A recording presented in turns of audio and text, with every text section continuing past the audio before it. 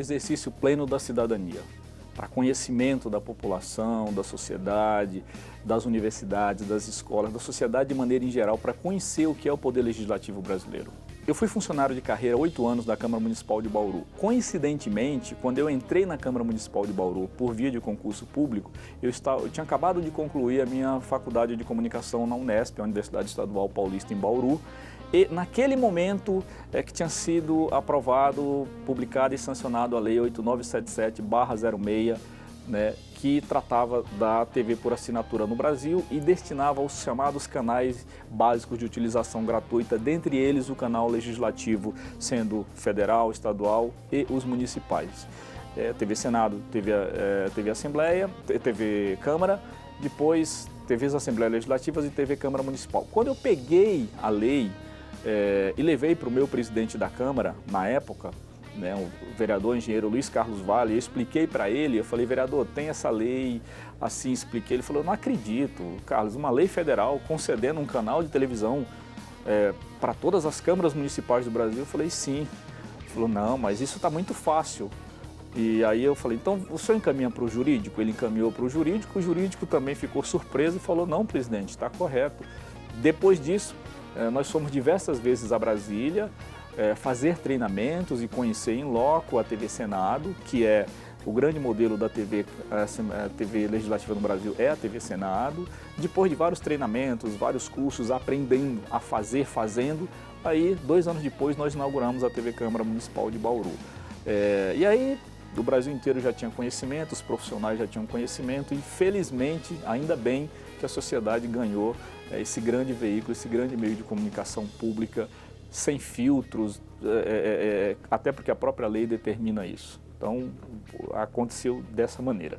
No Brasil e no mundo, muitos ainda se surpreendem quando conhecem as instalações de canais legislativos. Em Brasília, a TV Câmara e a TV Senado estão instaladas em salas e anexos adaptados, não muito grandes, dentro do prédio do Congresso Nacional. Quando foi aprovada a Lei 8977/06, que ficou conhecida como Lei da TV a Cabo, né, hoje ela foi atualizada através do Decreto-Lei 2485/06, de 13 de setembro de 2011, foi atualizada para bem melhor. Naquele momento, você sabe muito bem, toda a questão política vamos pensar, vamos discutir aqui, pensar o que é favorável para um lado, para o outro lado e tal. As empresas de TV por assinatura, as operadoras de TVs por assinatura, naquele momento em que eles estavam chegando no mercado brasileiro, comunicação pública no Brasil é uma concessão, rádio e televisão no Brasil é uma concessão. E naquele momento o Congresso Nacional, com uma grande participação, principalmente de parlamentares com uma relação muito próxima com as camadas populares, e sempre questionaram historicamente o fato de nós termos no Brasil meios de comunicação privados, grandes e que não tinham uma proximidade muito grande com as comunidades. Naquele momento, os representantes do Congresso Nacional, quando foram discutir a lei, sugeriram os canais básicos de utilização gratuita. Precisamos de um canal para a TV Senado, copiando o modelo da CISPEN nos Estados Unidos e da CIPEC no Canadá.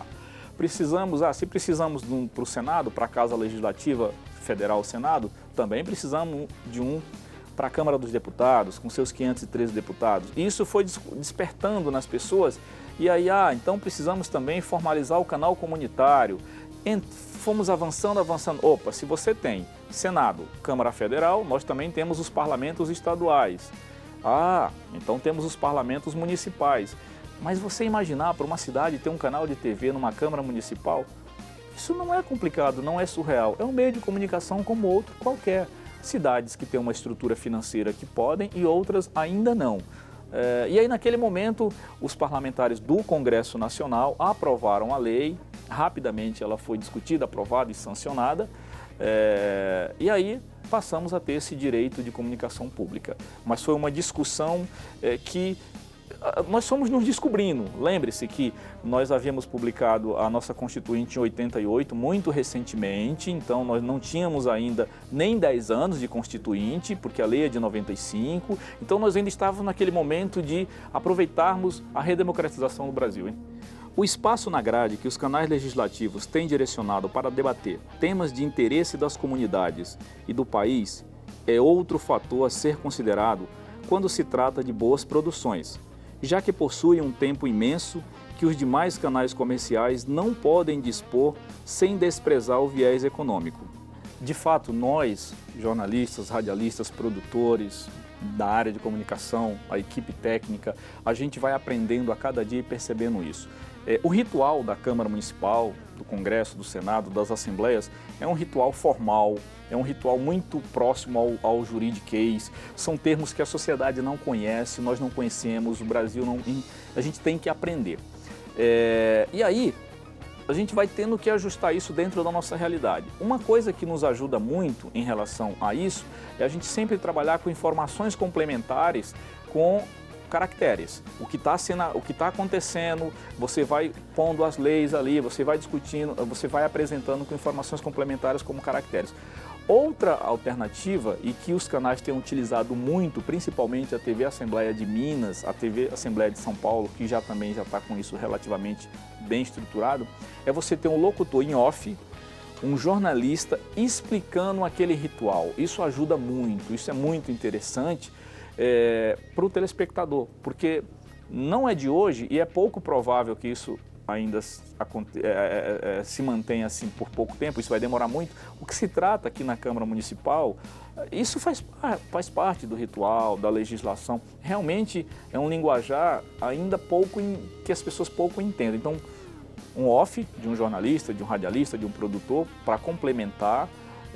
E é muito interessante, porque nós da comunicação, todos nós de rádio, televisão, passamos a entender, a procurar entender também um pouco do ritual dos poderes legislativo, do poder executivo, enfim, para a gente perceber coisas que a gente também desconhecia.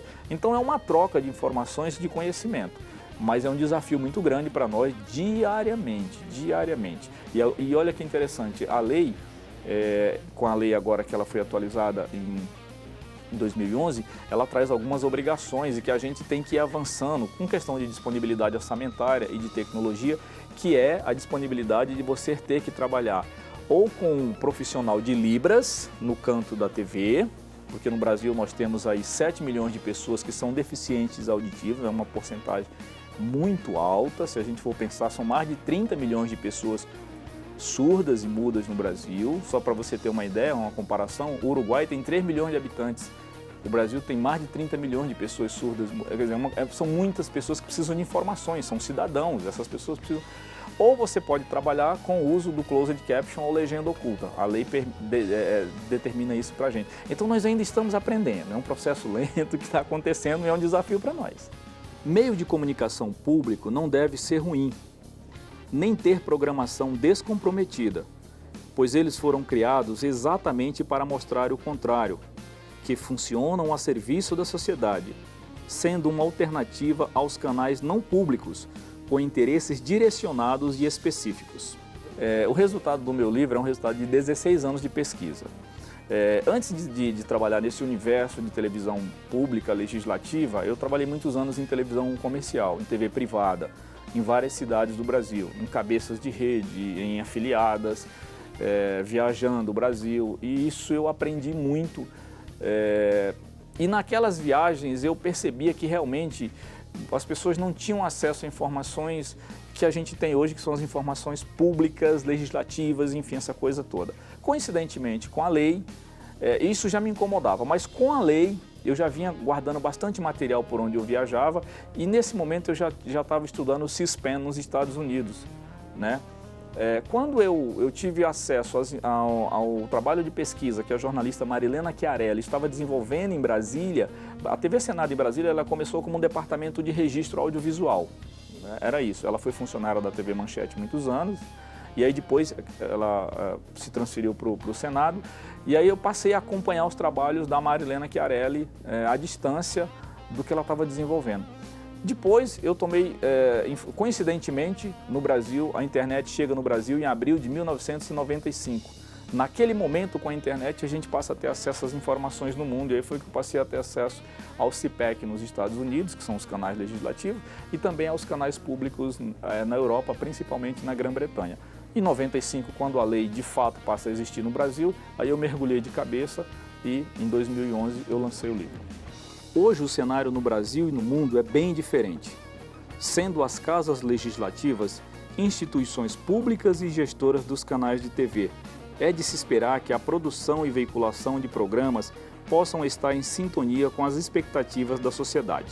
Nisso aí a gente tem as alternativas de trabalhar com campanhas educativas, os canais públicos fazem isso muito bem, sem vínculo comercial, de trabalhar com atividades lúdicas, infantis, enfim, e você dá disponibilidade. Olha só, quando nós criamos a TV Câmara em Bauru, o presidente falou, Carlos, mas eu estou preocupado, nós só temos uma sessão por semana, o que eu vou pôr de conteúdo? Eu falei, presidente, vamos começar com 2 horas diárias de programação.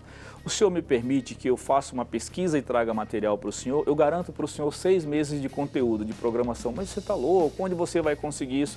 Falei, a gente vai na cidade, vai nos bairros, começa a mostrar o que tem de cultura na cidade, de educação, de movimentação, de coisa que não seja política. Ele falou, mas é verdade, Bauru, 400 mil habitantes, a 10ª cidade do estado de São Paulo. E foi isso que nós fizemos, fomos nos bairros, nas escolas, nas creches, fomos nas universidades, saber o que estavam sendo pesquisados. Depois eu fui até a Biblioteca Nacional no Rio de Janeiro, trouxe um acervo maravilhoso de documentários. E aí ele falou, opa, a gente tem muita coisa boa, então a gente faz o refresco com campanhas educativas, com documentários, é possível. Mas assim, como a nossa restrição orçamentária é apertada, a gente sabe que fazer televisão não é barato, a gente tem que realmente trabalhar com muito esforço, às vezes até dispensando hora extra e tal, porque a gente precisa ter conteúdo e ter um diferencial, porque realmente o conteúdo formal oficial do Legislativo, ele é muito, por ele ser formal, ele é um pouco, como as pessoas falam, pouco compreensível, pouco pesado. E aí a gente tem que quebrar com essas alternativas aí.